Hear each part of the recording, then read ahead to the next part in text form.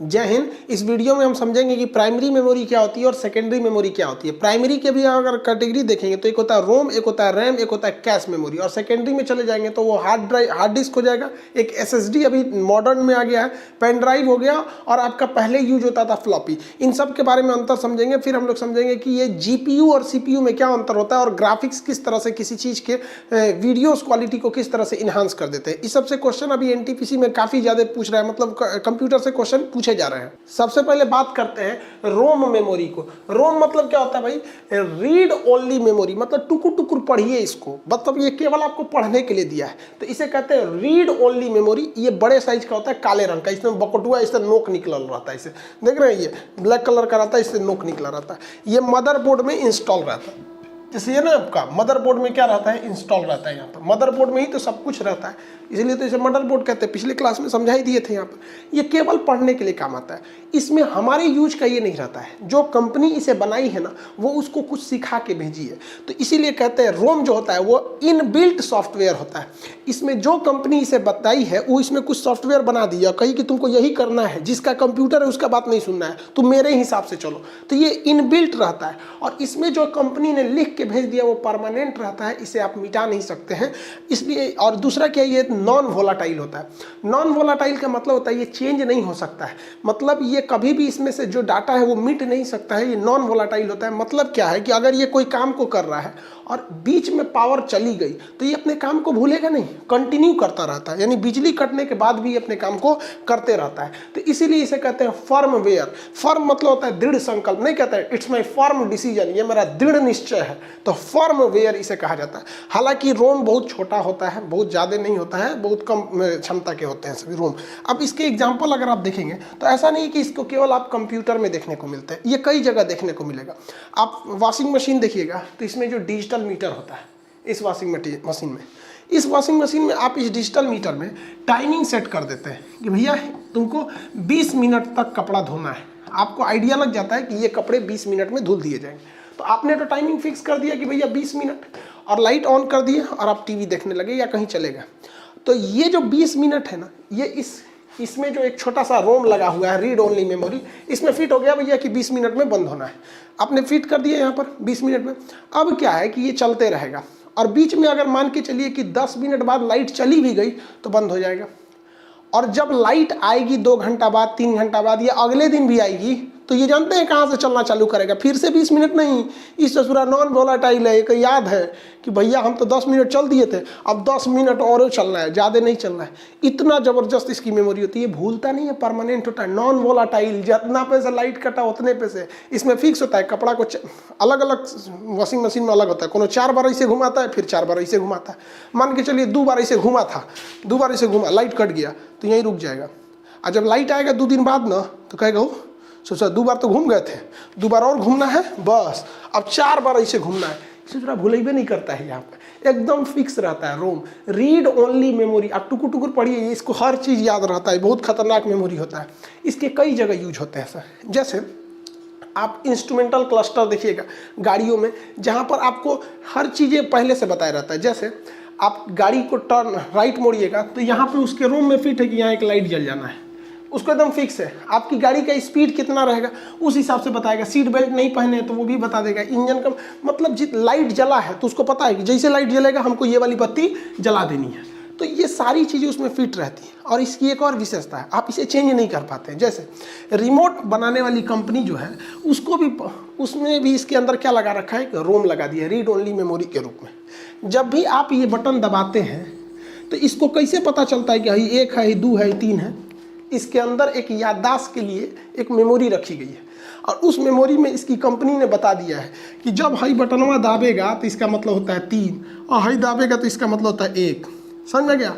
आप इसे चेंज नहीं कर सकते, ये चेंज आपके हिसाब से नहीं हो सकता है। रीड ओनली मेमोरी होता है, ये ज़बरदस्त काम करता है। यहाँ पे आप इसको करेंगे तो ऐसा नहीं है कि 3 दाबिएगा तो 6 काम करने लगेगा, उसको पहले से याद है उसकी बनाने वाली कंपनी। लेकिन अगर कंपनी जो है बनाते वक्त ही कह देगी कि नहीं तुम्हें इसे 3 नहीं पढ़ना है, तुम्हें इसे 8 पढ़ना है, तो आप 3 दाबिएगा तो दूसरा 8 काम करने लगता है।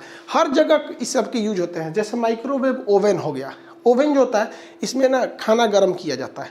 समझ में गया? सोच रहा कौन खड़े मुर्गी डाल दिया है, बताओ भड़काएगा सोच रहा है इसको, खड़े मुर्गी डाल दिया जाता है। तो इसमें भी क्या होता है, टाइमिंग फिट होती है सब। इसको भी क्या होता है, इसकी भी पूरी तरह से याददाश्त फिक्स है, यहाँ पर टाइमिंग इसकी भी फिक्स होती है। इसके अंदर भी याददाश्त की क्षमता है कि भैया डाला है 5 मिनट में बंद कर लेना है। पता चला आप लाइट चला दिए, आप टेंशन फ्री रहिए, 5 मिनट बाद ये खटाक से बंद कर देगा इसको। आपको याद दिलाने की ज़रूरत नहीं है। इसका जो रोम होता है वो परमानेंटली याद करके रखा है इसे।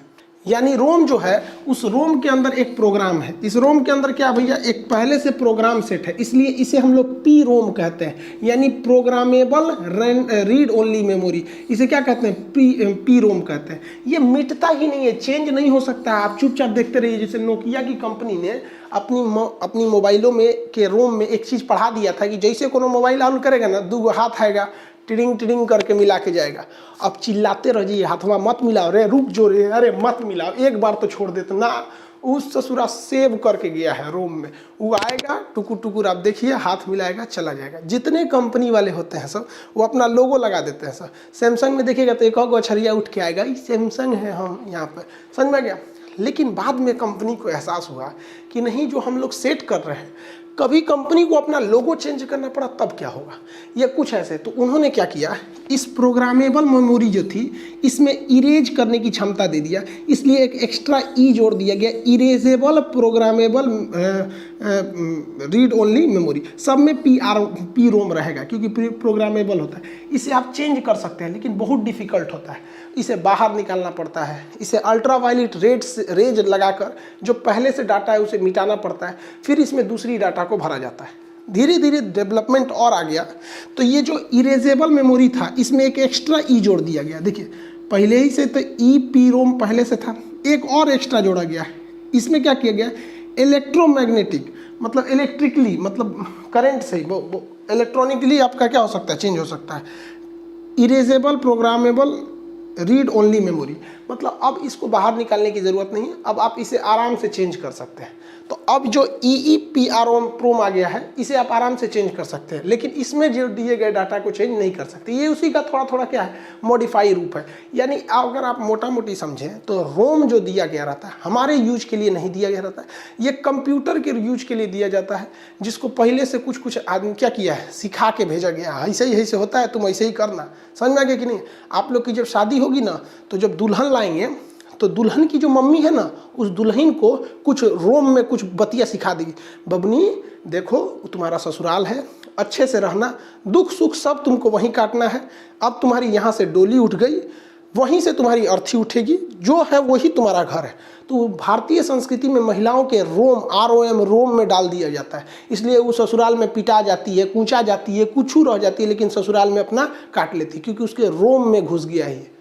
रोम के बाद अब बात करते हैं रैम की, RAM रैम। इसका मतलब होता है random access memory. Random access memory, देखिए यही पे हमारा सारा काम होता है।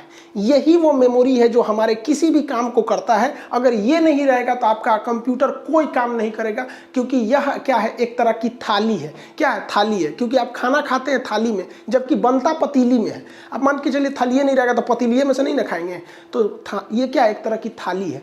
और पतीली जो है आपका हार्ड ड्राइव है। आप कुछ भी गाना डाउनलोड करते हैं हार्ड ड्राइव में जाता है, एप्लीकेशन हार्ड ड्राइव में जाता है, सब कुछ वहीं चला जाता है। लेकिन जब आपको जरूरत होती है तो वहां से उठ के कहाँ आता है, रैम में। यानी any work in computer done in random access memory, RAM में इसे किया जाता है। जैसे आप समझिए ये ऑफिस है, सपोज के लिए कि एक ऑफिस है यहाँ पर, और ये बहुत सारी फाइलें रखी हुई। तो ये तो हो गया भैया हार्ड ड्राइव, जहाँ पे हर चीज़ स्टोर रहता है। अब यहाँ किसी को काम करना है, तो आप बताइए यहाँ काम करने के लिए कोई व्यक्ति अगर बैठ जाए तो फाइल मंगाएगा, यहाँ फाइल रख सकते हैं, और ले आकर रख सकते हैं, और ले आकर रख देंगे। समझ आ गया, ये यहीं पर काम करता है। तो यही हो गया इसके लिए रैम।